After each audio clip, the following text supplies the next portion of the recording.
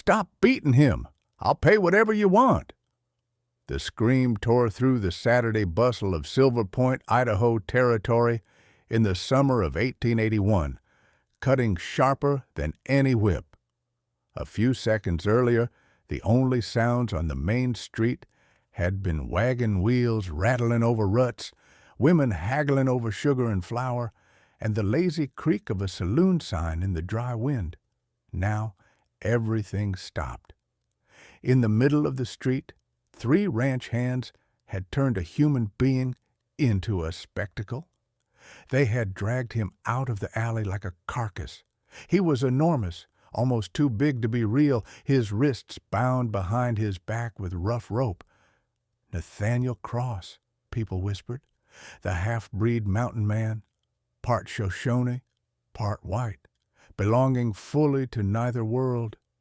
He was 6'11" if he was an inch, broad-shouldered even under torn, dirty buckskins, his long, dark hair tangled, his beard soaked with blood. Colt Brennan, the lead hand, planted a boot squarely into Nathaniel's ribs. The big man folded with a grunt that sounded more like an animal's wounded breath than a man's voice. Another kick caught his jaw, snapping his head sideways. Blood dripped onto the packed dirt, bright and shocking against the dust.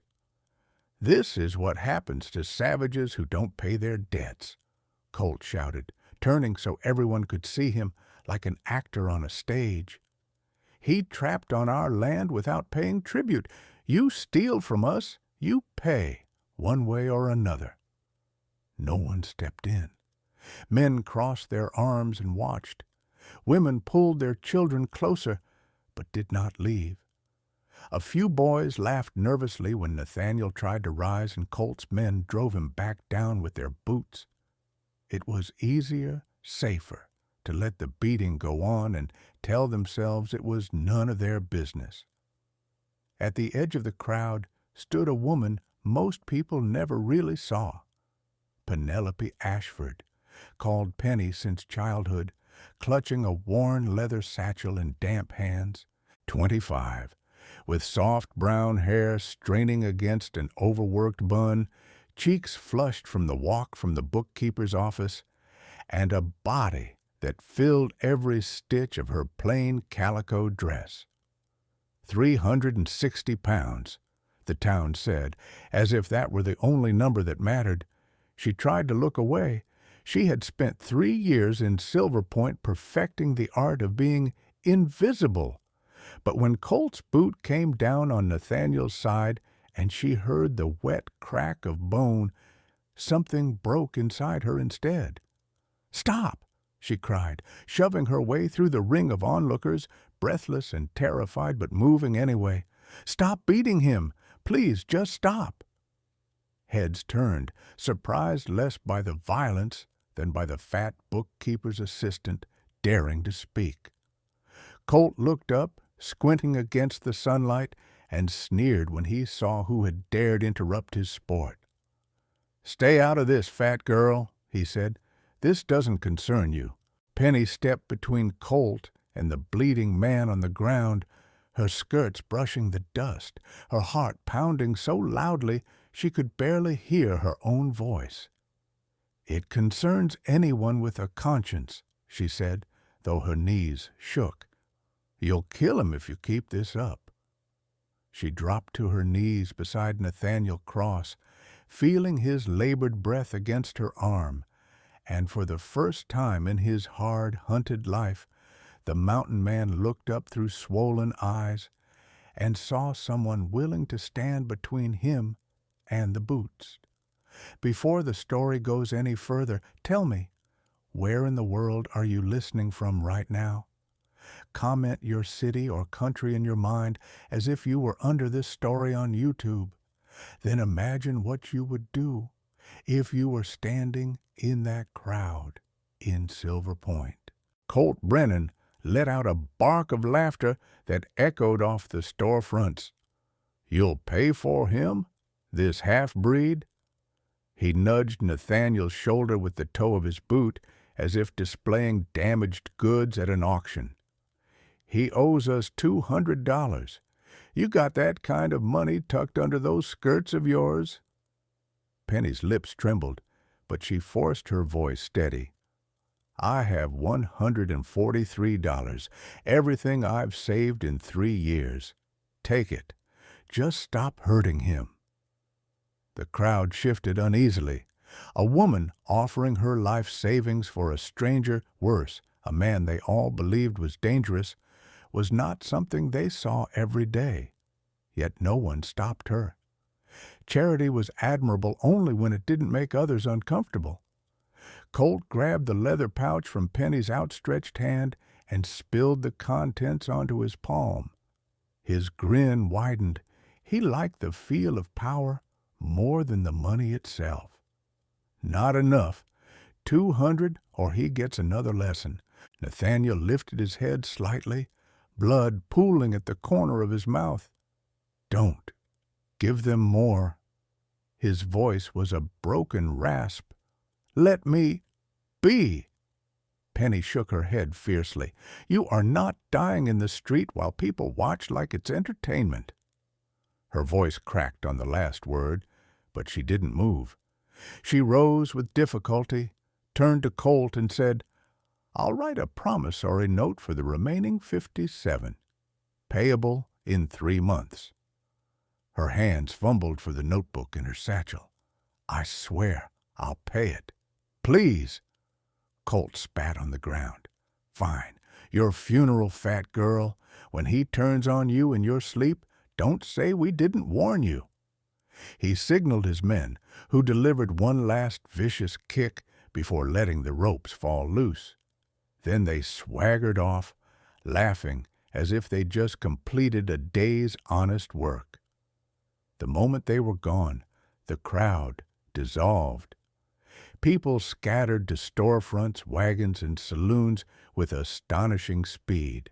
Violence was exciting only as long as guilt didn't cling to their boots.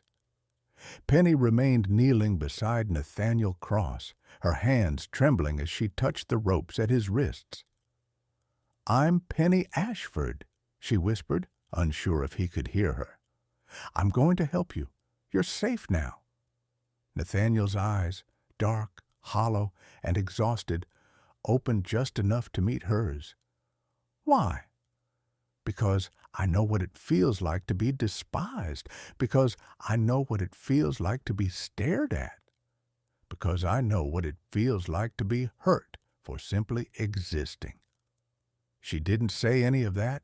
Instead, she said, "Can you stand? My boarding house is 2 blocks away.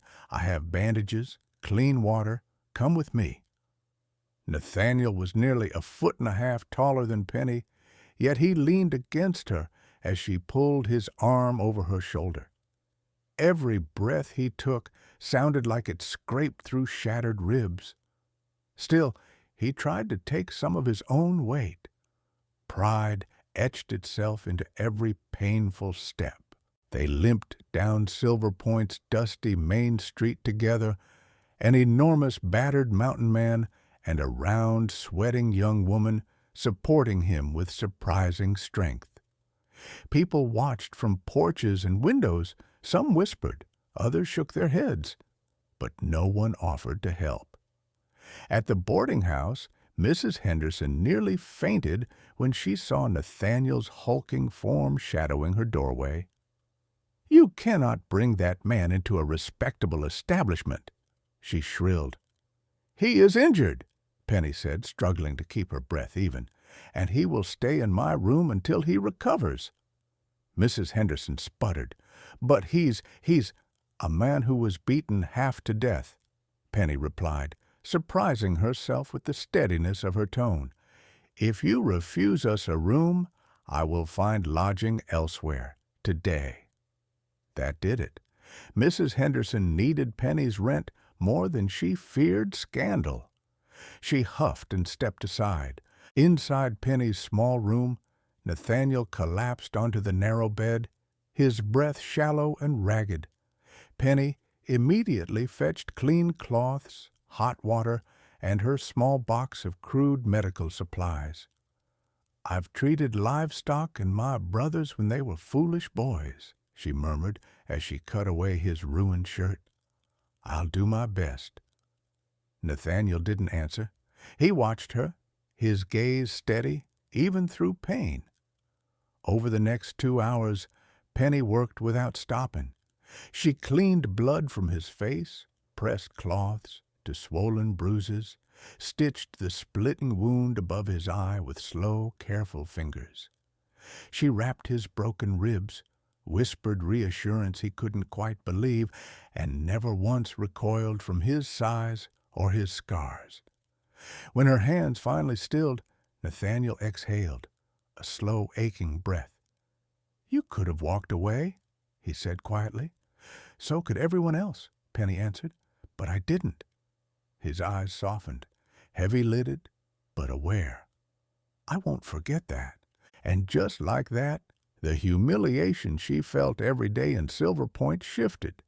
For the first time in years, someone wasn't looking through her. Someone saw her. Nathaniel tried to stand the next morning, stubbornness pushing him upright long before his body was ready. Penny rushed to his side, steadying him as his breath caught from the sharp stab of broken ribs. "You need rest," she insisted, "at least another day." "I need to get out of town," he countered, voice rough but determined. "Colt won't let what you did stand. He'll come looking, and he won't be alone." Penny felt a cold knot form in her stomach. She had known there would be consequences, but hearing them aloud made the danger suddenly real. "Then I'm coming with you," she said before she could stop herself. Nathaniel blinked at her, clearly startled. "Penny, the mountains aren't safe for someone unprepared. The trail is steep, cold even in summer, and the nights can kill a healthy man." She met his gaze without wavering. "Staying here would kill you, and Colt knows where I live." A pause. "If you trust me enough to lean on, then trust me enough to walk beside you." He didn't argue again. Before dawn, they slipped out the back door of the boarding house. Penny carried a small bundle of food, bread, dried apples, and a tin of boiled beans, while Nathaniel carried the weight of his own pain, wrapped tight across his ribs. Even injured, he moved quietly, his instincts honed by decades of surviving where mercy rarely existed. They left Silver Point behind within the hour, climbing a narrow trail that snaked toward the foothills of the Bitterroot Mountains. The morning air was crisp, braced with the scent of pine and the faint chill of distant snowmelt. Penny felt every step in her thighs and lungs. She had strength, but not mountain strength. Her breath came harder as the path angled upward, the loose stones shifting beneath her boots. Yet every time she faltered, Nathaniel slowed without comment, matching her pace as if he'd been born to move in rhythm with her. "Are you hurting?" Penny asked quietly after a long stretch of silence. He gave a faint, humorless smile. "Yes, but pain is familiar. What matters is that you're not." Penny felt warmth ripple through her chest at his words, though she kept her eyes fixed on the trail.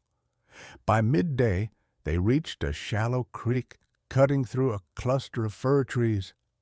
Nathaniel motioned for them to stop. "Rest here, eat something." Penny lowered herself onto a smooth boulder and passed him half a loaf of bread. His hands were large enough to break it with a movement that looked almost gentle. The sunlight filtered through branches above them, casting dappled shadows across his bruised face. He ate slowly, carefully, as though each bite had to be negotiated with his ribs.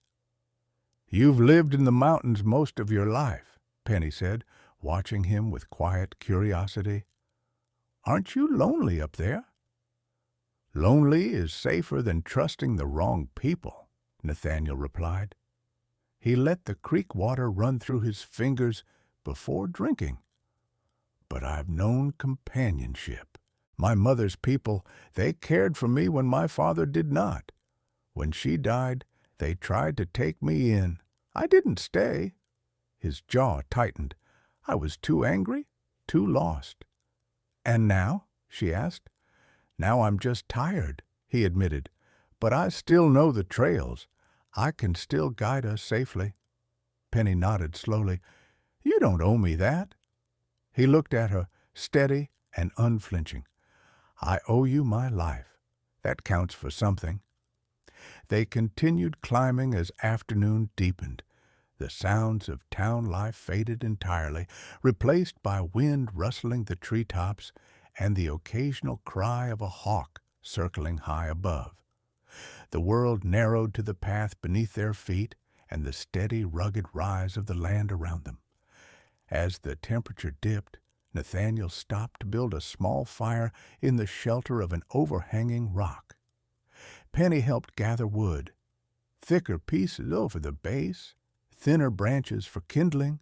When Nathaniel struck the flint, sparks burst into life, catching on the dry moss and spreading into a small, steady flame. Sit close, he said. Mountain nights bite harder than any man. Penny settled beside him, close enough to feel the slow radiating warmth of both the fire and Nathaniel's presence. She wrapped her shawl tighter around her shoulders, but even then she shivered when the wind swept through the clearing. Without a word, Nathaniel shifted his blanket and draped half of it over her shoulders. It smelled of smoke and pine sap and something distinctly his. You need it more than I do, she protested weakly. I'm used to the cold, he answered. You're not. Let the fire take care of me. Penny felt her cheeks warm. She wasn't used to small acts of care, not aimed at her, not offered freely. Yet here was a man who had been bruised and beaten, barely able to stand this morning, and he still thought first of her comfort. As night settled, she noticed his breathing had become shallower. Pain still gripped him. Nathaniel, you should lie down, she murmured. He obeyed reluctantly, easing himself onto the bed of pine needles. She adjusted the blanket around him, her touch gentle. You're doing too much for me, he said softly. You think stitching your wounds and hauling you 2 miles uphill isn't enough? She teased weakly. A faint smile touched his lips. You're stronger than you think, Penny. The fire crackled between them, throwing sparks into the dark. Above, the sky widened into a sea of stars. Penny watched Nathaniel until his eyes closed, his breath finally settling into something closer to rest. For the first time since she had thrown herself between him and Colt Brennan, she let herself wonder what kind of life waited beyond this journey, and why, when she should have been afraid, did she feel something warmer taking root. When the fire fell to embers, Nathaniel stirred, not from pain this time, but to look at her. Penny, he said quietly, his voice steady despite exhaustion, you saved my life yesterday. Today, I'm beginning to think you're saving something else, too. Her breath hitched. What do you mean? He didn't answer, not with words. His eyes held hers in the glow of the fire, tired, battered, but undeniably alive. And for the first time, she let herself believe he might mean her. The cabin emerged from the trees just as dusk settled across the mountains, its outline softened by drifting smoke from a small chimney. It wasn't large, perhaps 20 feet by 25, but it looked solid, sturdy, lived in. The structure rested against a rocky rise, half-sheltered by the mountain itself, with stacks of cut firewood and drying racks for furs arranged neatly nearby. A rough-hewn porch stretched across the front, its boards worn smooth by years of weather. Nathaniel paused at the edge of the clearing, breathing harder than he wanted Penny to notice. "This is home," he said quietly. "It's not much." "It's beautiful," Penny replied, surprising him, but she meant it. After Silver Point's watchful, judgmental eyes, the cabin felt like a world untouched by cruelty. Inside, the single room glowed with warm lamplight. A stone hearth dominated the far wall, cracked but steady, and beneath it a low fire already smoldered as if waiting for their arrival. A wooden table sat in the center of the room, one leg reinforced with scrap metal. 2 chairs, a bed in the corner made from pine frame and rope lattice, covered with a fur blanket. Everything smelled of pine resin, smoke, and something faintly wild. "You built all of this?" Penny asked, as Nathaniel eased himself onto a chair. He nodded, wincing as the movement pulled at his ribs. "Piece by piece. Winters up here are long. A man needs something to keep his hands busy." She wanted to tell him it was more than just something. This place was the first warm, safe space she'd walked into in years. Nathaniel cleared his throat. "There's stew in the pot by the hearth. It's thin, but it's food." Penny moved toward the hearth and lifted the lid. The scent of elk meat and root vegetables drifted up, and her stomach growled embarrassingly loud. Nathaniel looked away politely, pretending not to hear, though the faint curl of his mouth betrayed him. "Sit," she said gently. "I'll serve us." She ladled stew into 2 wooden bowls. When she placed one in front of him, he tried to gesture for her to take it. "You eat first," he said. "You did most of the work today." She blinked. "Nathaniel, you're the injured one." "Still, you eat first." His tone was quiet, but firm, as though this small courtesy was carved into his bones. No man had ever insisted she be served before him. She felt something warm settle behind her ribs as she sat. They ate in silence at first, the crackle of the fire filling the room. Penny savored the simple stew, the warmth spreading through her limbs after the cold descent of night. When she finally looked up, she found Nathaniel watching her, not with judgment, not with curiosity, but with a strange, steady softness. "What?" she whispered, self-conscious. "You look safe," he said. It was such an unexpected word that her throat tightened. As they finished eating, Penny began to tidy the table, but Nathaniel pushed himself up, bracing one hand on the chair back. "Let me," he said. "You shouldn't strain yourself." "I've worked through worse." She stepped closer, placing her hand lightly on his forearm. "Nathaniel, you're healing? Let someone take care of you for once." The mountain man who never asked for help, who survived alone for decades, slowly lowered himself back into the chair. "All right," he murmured, "just this once." Penny cleaned the bowls, scrubbed them with coarse salt, and set them upside down on the table to dry. When she turned, Nathaniel was studying her with a thoughtful, unreadable expression. "What is it?" she asked. "You move quietly," he said, "but not like someone trying to disappear, more like someone who's been taught she should." Her breath caught. No one had ever noticed that before. She turned slightly, letting the fire warm her cheek. "People look away from me." "They have for years. It's easier to shrink than draw attention." Nathaniel leaned back against the chair, his dark eyes glinting in the firelight. "You don't need to shrink here." The words settled over her like a blanket heavier than fur. As night deepened, Penny laid out her bedroll near the hearth. She wasn't sure where Nathaniel expected her to sleep. She assumed the floor would be hers, as it had been in almost every communal space she'd ever shared. But when Nathaniel saw where she had spread her blanket, he frowned. "No," he said softly. "You take the bed." She shook her head quickly. "Nathaniel, You walked all day. You carried half my weight up that trail, and you saved my life. You take the bed."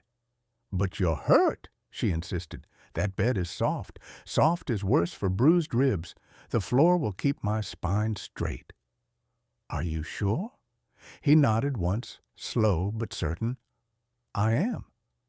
Penny hesitated, fingers clutching the wool edge of her blanket. Then, slowly, she moved to the bed and sat down. The frame creaked, but held firm.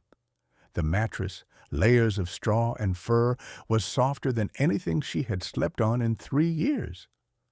"Thank you," she whispered. Nathaniel stretched out near the fire, pulling a fur over himself. The flames cast shifting shadows across the planes of his face, highlighting old scars she hadn't noticed before.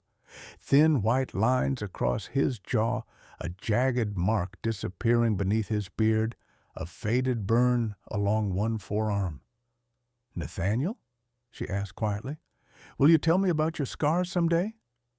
He didn't open his eyes, but he nodded. "If you ask, I will." "And why Colt hates you so much?" A long pause. Then, "Because I remind him of everything he fears but won't name. A man who survives without needing men like him. A man with Shoshone blood. A man he can't control." Penny lay back, pulling the fur blanket to her chin. Outside, wind brushed through the pines, a soothing hush that lulled the world to stillness.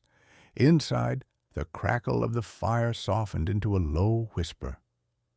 "Nathaniel," she murmured into the darkness, "do you think they'll come looking for us?"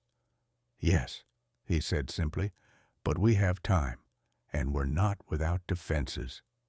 "Defenses?" "My mother's people know these mountains. They watch more than settlers realize. If trouble comes, we'll know before it reaches the door." Penny exhaled in relief, tension easing from her shoulders. A moment later, Nathaniel's voice, quiet, rough, sincere, broke the silence once more.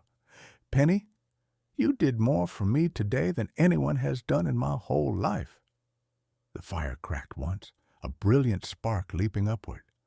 "And tomorrow," he continued, "I'll do my best to be worthy of that."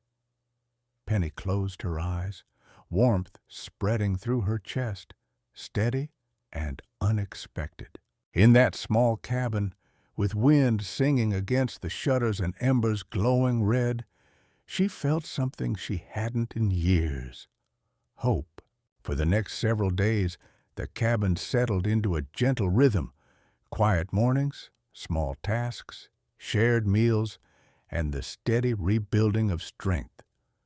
Nathaniel healed faster than any man Penny had ever known, though each movement still drew careful breaths. She swept the floors, tended the fire, and learned to chop vegetables with the dull but loyal knife Nathaniel had kept for years. He showed her how to patch drafty cracks in the walls with moss and clay, how to stack wood so it dried evenly, how to listen to the forest and know when something was wrong. It felt peaceful, too peaceful. Penny noticed it first, the shift in Nathaniel's gaze whenever he stepped outside to gather water or wood. His eyes swept the tree line longer than necessary. His hand hovered near the knife at his belt, not out of habit, but readiness. And at night, though he slept, he never fully relaxed. Something weighed on him, something unsaid. On the fourth afternoon, while Penny was sorting through the stores Nathaniel kept in a cedar chest, she found something she didn't expect. A folded piece of parchment tucked beneath a stack of furs. She didn't open it, but the name written on the outside stopped her breath. Ashford, her name. Before she could think, the door opened and Nathaniel stepped inside, a bucket of water in hand. He saw the parchment immediately. "Penny," he said quietly, "put that down." She obeyed, heart pounding. Why do you have something with my name on it?" Nathaniel set the bucket near the hearth and straightened slowly. "Because someone brought it to me." "Who?" He hesitated. "A man. Rode up to my cabin a month ago. Said he was looking for a runaway." A runaway. Penny's throat tightened. Memories she kept buried began to stir. Her father's voice raised in anger. The house she fled from in the middle of the night. The whispers that followed her from town to town. "What did he say?" she asked softly. "That a woman named Penelope Ashford had left her family owing money. That she'd taken heirlooms that weren't hers. That she was dangerous, dishonest." Nathaniel folded his arms, watching her carefully. "He showed me papers. Proof," he claimed. Penny swallowed hard. "And you believed him?" "No," Nathaniel said without hesitation. "A man who needs to hunt a woman down with lies is more dangerous than she ever could be. But I kept the papers because I knew they would matter to you." Penny's voice trembled. "They're lies. All of it." "I know," Nathaniel said. But she could not stop. The words tumbled out like stones, heavy with years of silence. "My father didn't want a daughter who wasn't thin and pretty. He said I ruined every chance he had to marry again. When I turned 21 and refused to wed the man he chose, he tried to have me declared incompetent so he could seize my inheritance from my mother. I ran. I took nothing that wasn't mine, but my father, he's persuasive. People believe him. He wants me back under his control." Her hand shook. "If he finds me, he won't," Nathaniel said firmly. Silence filled the cabin, thick as winter air. Then Penny exhaled shakily. "There's something else. Something I didn't tell you." Nathaniel waited. "I have a deed," she whispered, "to land. My mother bought it before she died. I never saw it until weeks after. It was mailed to me by the lawyer. That's what my father wants, not me. Not really. Just her land." Nathaniel stepped forward. "Do you have the deed with you?" Penny nodded. From deep inside her dress lining, she withdrew a small oilskin packet. Inside was a brittle document, its ink faded but readable. 40 acres of river-adjacent Idaho territory. Valuable land. Land men would kill for. Nathaniel studied it for a long moment, then looked at her. "Penny," he said quietly, "this land isn't just valuable. This land borders railroad survey territory." Her stomach dropped. "Railroad? The tracks haven't reached here yet, but they will. And when they do, riverland becomes worth 10 times its weight." His jaw hardened. "Your father isn't the only one who might want this." As if summoned by the thought, a horse's distant whinny echoed through the trees. Nathaniel's head snapped toward the door. "Someone's coming," he said. He moved quickly, too quickly for a man with healing ribs. He doused the fire until it was nothing but glowing embers, then motioned Penny toward the corner near the bed. "Stay here. Don't move unless I tell you to." He grabbed his rifle from behind the door, checked the chamber with practiced speed, and stepped onto the porch. Penny pressed her hands to her mouth, straining to hear. A horse snorted. Boots hit the ground. Voices drifted through the air, 2, 3, then one rose above the others. "Well now," Colt Brennan drawled, "looks like the fat girl's been hiding our savage in the hills." Penny's heart slammed against her ribs. Nathaniel's voice, low, steady, lethal, answered, "You shouldn't have come here." Oh, we should have come a long time ago. Heard your little woman bought herself a problem she can't afford." Colt laughed. "Sheriff sent me to retrieve her. She owes money. $57. And you owe us blood." Penny stepped toward the door before she could stop herself, but Nathaniel's sharp voice cut through the cabin wall. "Penny, stay inside." "You don't give her orders," Colt snapped. "She's coming with us." "Over my dead body," Nathaniel replied. A tense beat followed, then the metallic click of a gun being cocked. Penny froze, breath locked in her throat. Colt's voice dropped to a chilling whisper. "That can be arranged." Before anything could happen, a second voice, low, unfamiliar, and close, cut through the tension. "Put the gun down, Brennan." Boots shuffled. Someone cursed. Nathaniel spoke again, quieter now. "You followed me." "Wouldn't leave family unprotected," the stranger replied. "Family?" Penny's pulse quickened. Then the stranger said a single name she didn't expect. "Cross." Nathaniel's voice softened in a way she had never heard. "Uncle." Outside, the standoff shifted. But the danger didn't vanish. If anything, it sharpened, became more complex. Whatever secrets Nathaniel had been keeping, whatever shadows followed Penny from her past, they had crashed together now, here at the cabin door, and neither of them could run anymore. The tension outside tightened like a wire ready to snap. Penny stepped closer to the door, heart pounding hard enough to shake her ribs.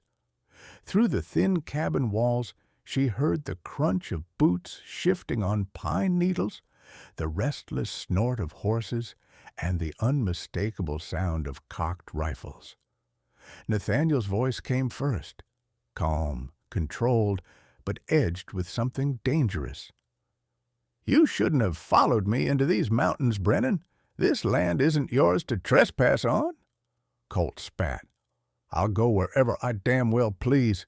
Sheriff wants the girl returned to town, and I want the savage who embarrassed me in the street. You're both coming with us." A new voice answered him, deep, steady, carrying the quiet authority of someone used to being obeyed. "No, they are not." Penny pressed a hand to her chest. That was the uncle, the Shoshone man Nathaniel had spoken of. She hadn't seen him, but she could feel the weight of his presence in the words alone. Colt scoffed. "And who the hell are you?" "Someone who knows these mountains better than you ever will," the uncle said, "and someone who does not allow violence on our land." Nathaniel added, "You should listen to him. You're outnumbered and outmatched." Colt's men shifted uneasily. They hadn't expected more than one mountain man. Now they faced at least two, maybe more. The forest around them hummed with unseen life, as if a dozen eyes were watching from the shadows. Still, Colt's pride was louder than his fear. "That fat girl owes money," he snapped. "She signed a note. $57. Sheriff says she's to be returned." The uncle stepped closer. Penny imagined a mountain shifting on its base. "Your sheriff lies. Your note lies. You came here for blood, not money." "You don't know what you're talking about," Colt snarled. "I know your uncle killed a man last winter for a pelt. I know you burned Nathaniel's winter supplies 2 years ago. I know you ambushed him on the ridge 5 days past and left him for dead." A pause. "And I know you came here today planning to finish what you started." Silence fell so abruptly, even the horses stilled. Nathaniel's voice dropped. "You murdered others too, didn't you, Colt? Men who had no one to speak for them." Colt took a step back, not fear yet, but realization. His lies had no ground here. These men knew truths no courtroom in Silver Point would acknowledge. He raised his gun anyway. "That's enough talk." Before he could fire, Penny flung the cabin door open. "Stop!" Her voice cut across the clearing, sharp and fearless. Nathaniel spun toward her, eyes wide with alarm. "Penny, stay inside." "No," she said, stepping out fully. "This is my fight, too." Her breath fogged in the cold air. The wind tugged at her hair, pulling loose strands across her cheeks. She looked nothing like the invisible woman of Silver Point now. She looked like someone standing at the line between survival and surrender, and choosing survival. Colt sneered. "Look at you. Bold now that you got giants guarding you." Penny lifted her chin. "Bold because I'm done being hunted. Because you nearly killed a man in the street and laughed about it. Because you tried to kill him again. And because you will not control my life the way my father tried to." Colt blinked, momentarily thrown. "Your father?" "My father sent a man after me. You know that. You took the sheriff's lies and made them useful. You came here today for more than a debt. You came because you thought no one would stop you." Nathaniel stepped beside her, towering, bruised, unshakable. "But you were wrong." Colt's gaze darted between them, calculating. Then the forest shifted. 3 more Shoshone men emerged silently from the trees, bows drawn, arrows aimed. The uncle stepped forward, his voice calm as falling snow. "This is your last chance, Brennan. Leave our land. Leave these people. If you step forward again, you will not step back." Colt's throat bobbed. His men paled. He spat one last time on the ground. "This isn't over." Nathaniel answered, "Yes, it is."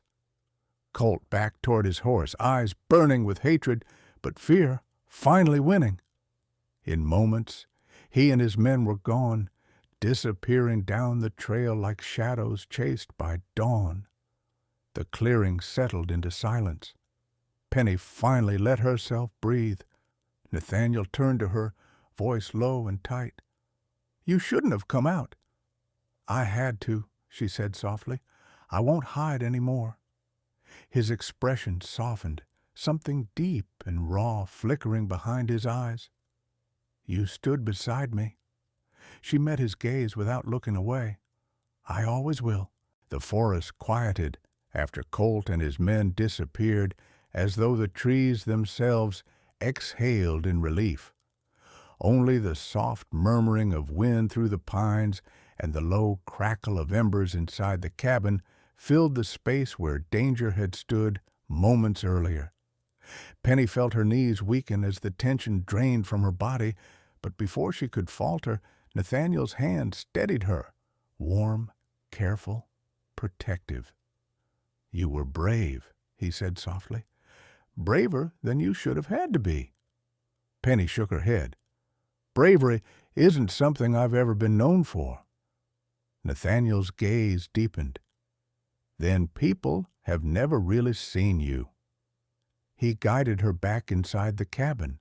The uncle and his fellow Shoshone warriors followed at a respectful distance, watching the tree line for any return of danger.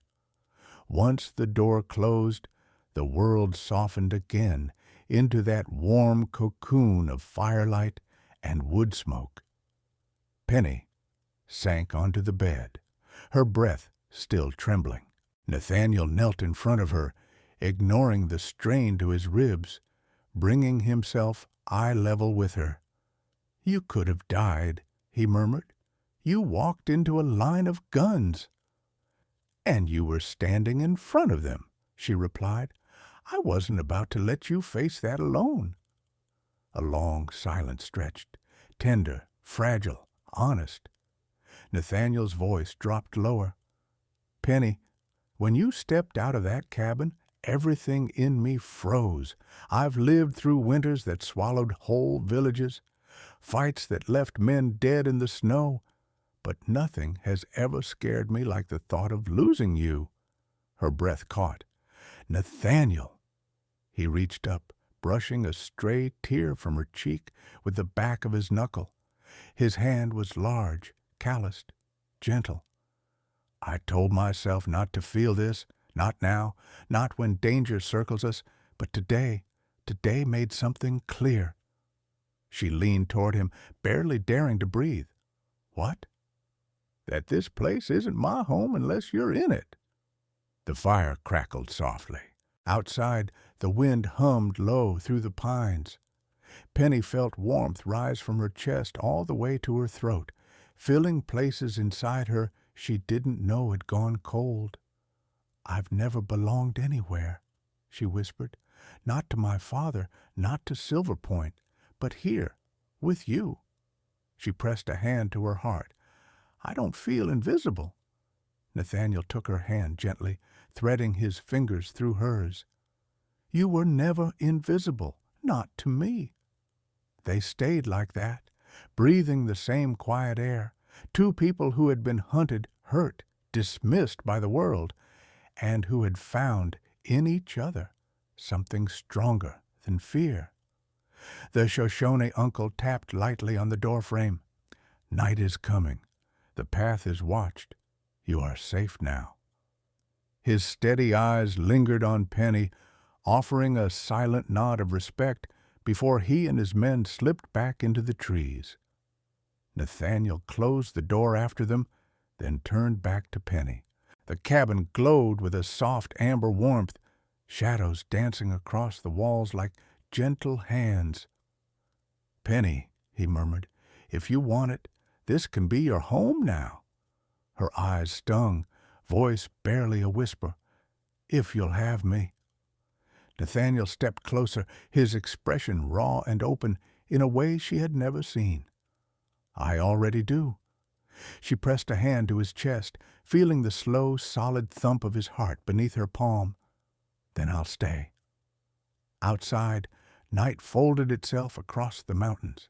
Inside, the cabin glowed with the promise of something new, fragile, uncertain, but real. The world beyond still held danger, her father's reach, the railroad's greed, Colt's hatred. They hadn't disappeared, but for this moment, bathed in firelight, Penny and Nathaniel stood together, not hunted, not alone, just beginning. Stories like Penny and Nathaniel's remind us how courage often begins with a single step, one voice refusing to stay silent, one hand reaching out when everyone else turns away.